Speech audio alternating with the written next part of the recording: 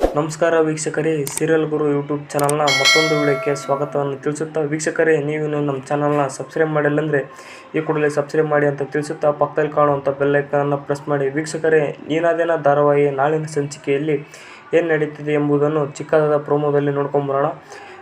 ನೀರು ಪಾಲಾದ ವೇದಾಳನ್ನು ಪುರೋಹಿತರು ರಕ್ಷಿಸ್ತಾರೆ. ನಂತರ ಸತ್ಯಮೂರ್ತಿ ಮನೆಗೆ ಹೋದ ವಿಕ್ರಮ್ನನ್ನು ಪೊಲೀಸರು ತನಿಖೆ ಮಾಡ್ತಿರ್ತಾರೆ. ಆಗ ಕೋಟೆ ರಾಜೇಂದ್ರ ಅವರು ಏನಾದರೂ ವಾರೆಂಟ್ ಇದೆಯಾ ಅಂತ ಪೊಲೀಸರನ್ನು ಕೇಳ್ತಾರೆ. ಆ ಕೂಡಲೇ ಏನಿಲ್ಲ ಅಂತಂದು ಹೇಳಿ ಇರ್ತಾರೆ. ನಂತರ ವೇದಾಳು ಸಿಗಲಿಲ್ಲದ್ರೆ ಇವನು ಗ್ರಾಚಾರ ಮತ್ತು ಪೊಲೀಸ್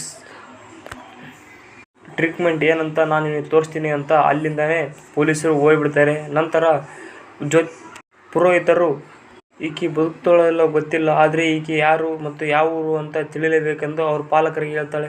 ನಂತರ ನಾಯಕರ ಕಡೆಯವರು ಹೇಳ್ತಾರೆ, ನಾಯಕರೇ ನೋಡ್ರಿ, ಇಲ್ಲಿ ವೇದಾಳು ನೀರಲ್ಲಿ ತೇಲ್ಕೊಂಡು ಹೋಗೋದನ್ನು ವಿಡಿಯೋ ಮಾಡಿ ವೈರಲ್ ಮಾಡಿದ್ದಾರೆ. ಏನು ಮಾಡಬೇಕು, ಸತ್ತಳು ಅಥವಾ ಬದುಕಿದಳು ಅಂತಂದು ಯಾರಿಗೂ ಗೊತ್ತಿಲ್ಲ ಅಂತಂದು ಹೇಳ್ತಾರೆ.